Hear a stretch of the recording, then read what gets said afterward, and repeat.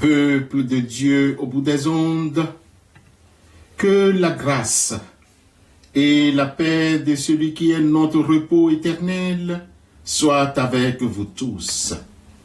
Que cette rencontre soit pour chacun de vous une oasis. Que celui qui est fatigué trouve ici un appui et que celui qui est troublé reçoive une rosée de fraîcheur sur son âme.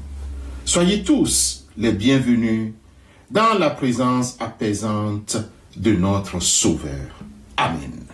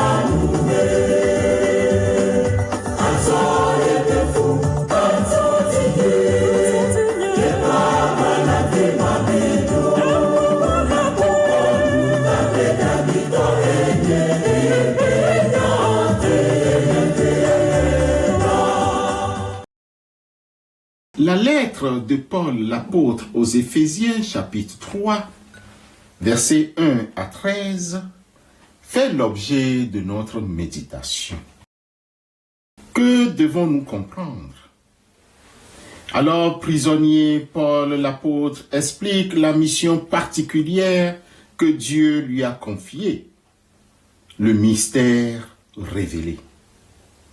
Paul explique que Dieu lui a fait connaître par révélation un secret autrefois caché. Les non-juifs, c'est-à-dire les païens, sont désormais co-héritiers du même corps et bénéficiaires de la même promesse en Jésus-Christ. Bien qu'ils se considèrent comme le moindre de tous les saints, Paul l'apôtre a reçu la grâce d'annoncer aux nations les richesses insondables de Christ. À travers l'Église, La sagesse infiniment variée de Dieu est maintenant manifestée même aux puissances célestes. En Christ, bien-aimés frères et sœurs, nous avons la liberté de nous approcher de Dieu avec confiance. L'apôtre demande donc à ses lecteurs de ne pas se décourager à cause de ses propres souffrances, sa prison, car elle servait la gloire de Dieu. Frères et sœurs, nous aimons les secrets, mais nous détestons être mis à part, mis à l'écart. Rien n'est plus douloureux que de se sentir exclu d'un projet, d'une famille ou d'une promesse. Paul, du fond de sa cellule, nous écrit pour nous dire « Le secret est sorti, la porte est grande ouverte. Gloire à Dieu qui n'a pas de favori. » Pendant des siècles, on pensait que la bénédiction de Dieu était réservée à un seul peuple. Mais Paul nous révèle le plan secret de Dieu, faire de tous les peuples, de toutes les cultures et de toutes les conditions sociales un seul corps. Mon frère, ma sœur à l'écoute, dans nos églises, dans nos familles, dans nos quartiers, y a-t-il encore des murs invisibles? Le mystère de Dieu nous dit que personne n'est trop loin, personne n'est trop étranger pour être un co-héritier. En Christ, il n'y a plus de sous-chrétiens. Paul se décrit comme le moindre de tous. Quelle humilité! Dieu n'a pas choisi un super-héros, mais un prisonnier pour annoncer une richesse infinie. Souvent nous hésitons de servir Dieu parce que nous nous sentons moindres, pas assez instruits, trop marqués par notre passé ou limités par notre situation. Peut-être une santé fragile, peut-être un handicap, peut-être notre chômage. Mais la richesse insondable du Christ ne dépend pas de notre valeur.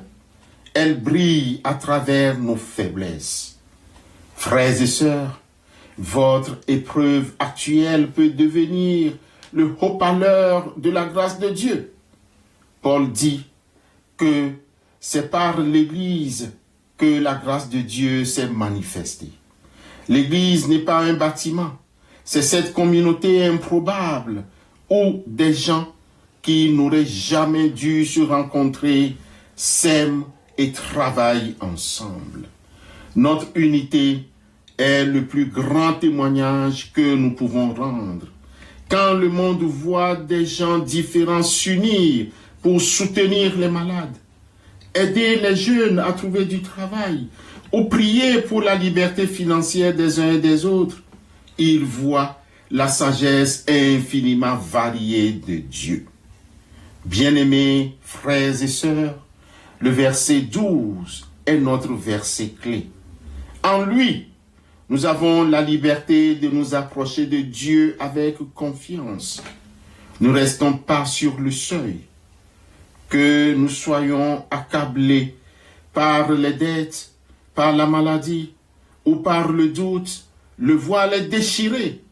Le mystère est révélé. Nous avons notre place à la table.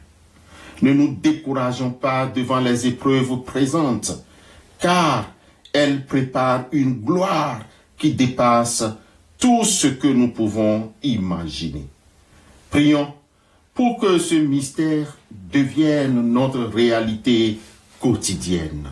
Amen.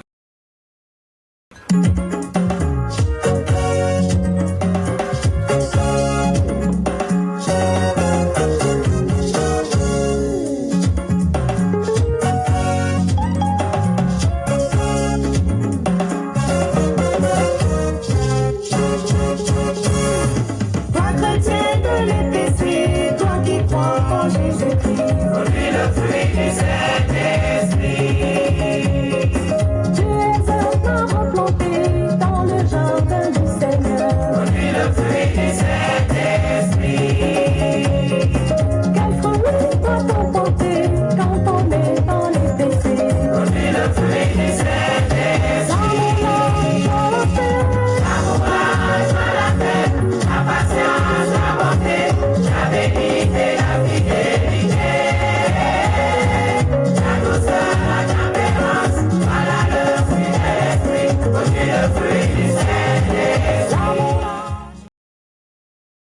Seigneur Jésus-Christ, toi qui as dit dans ton évangile, selon Matthieu chapitre 11 verset 28, « Venez à moi vous tous qui êtes fatigués et chargés, et je vous donnerai du repos. » Nous nous tournons vers toi avec une confiance absolue.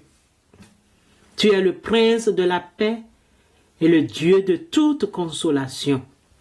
Seigneur, nous te présentons ceux pour qui la nuit est une agonie, ceux dont la douleur ou l'inquiétude chasse le repos.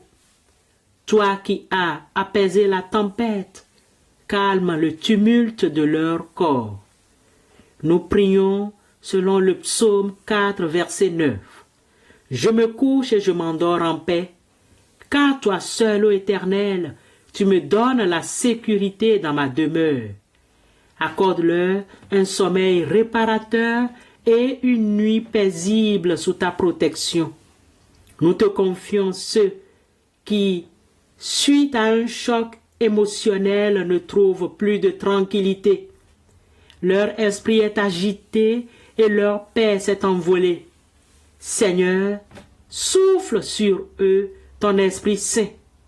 Chasse l'esprit de crainte et remplace-le par un esprit de force, d'amour et de sagesse, comme promis dans la 2e lettre à Timothée, chapitre 1, verset 7.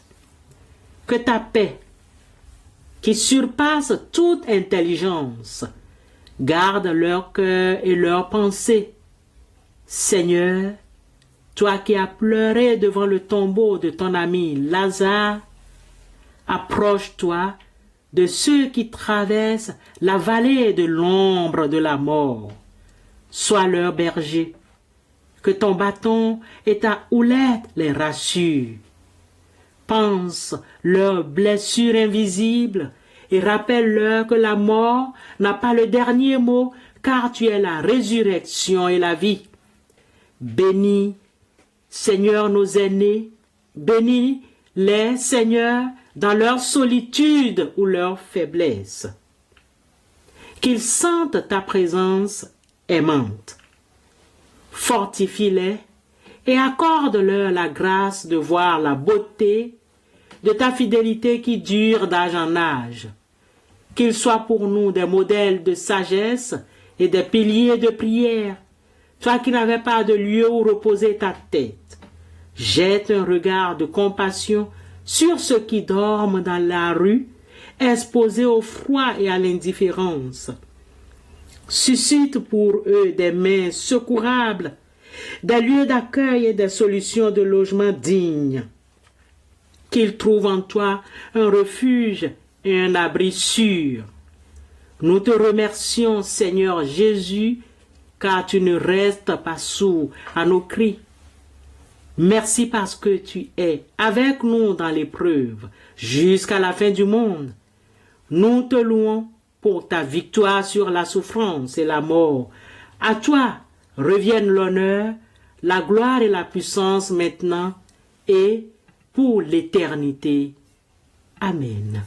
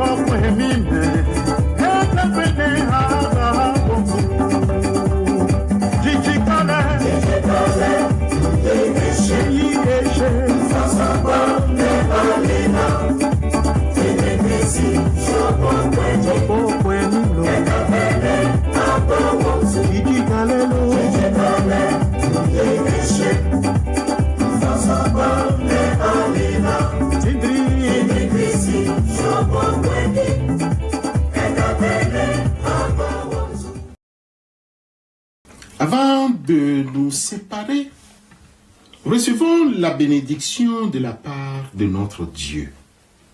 Que la main puissante du Seigneur se pose sur notre front pour calmer nos pensées et nous accorder le don nécessaire. Qu'il soit le baume sur nos cœurs meurtris par l'absence et le deuil. Qu'il soit l'abri invisible pour ceux qui n'ont pas de toit et la chaleur pour ceux qui ont froid. Que sa lumière dissipe les ténèbres de nos inquiétudes. Bien-aimés frères et sœurs, allons dans la paix, la douceur et l'espérance du Christ. Amen.